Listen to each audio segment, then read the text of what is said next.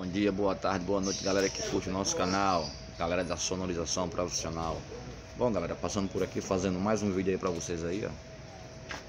No vídeo de hoje eu vou estar mostrando aqui o barulho que essa caixa tá fazendo. Essa caixa aqui, galera, quando você solta o grave, parece que tá solta a madeira, um barulho muito estranho. E hoje eu vou estar fazendo a manutenção dela aqui. Vou estar mostrando aqui para vocês o que está acontecendo. Beleza? E aproveitar também, galera, dar mais outra demão de tinta nessa caixa aqui. Da outra vez que eu comprei a tinta estava pouca, eu só consegui dar uma demão.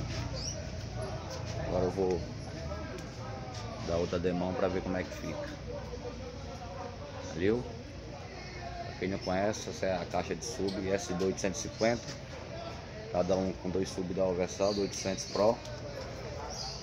Esse é o sistema que eu uso aqui no bar, valeu?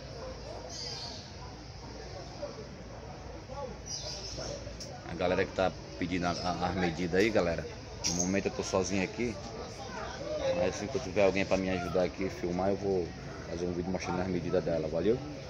As medidas dos dutos e falando mais sobre essas caixas, valeu?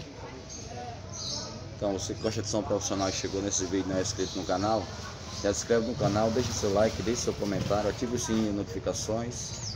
Só assim todos os vídeos que eu fizer, o YouTube envia para vocês em primeira mão. Forte abraço e vamos que vamos, hein? Porque aquele sonho continua. Valeu, galera! Fui!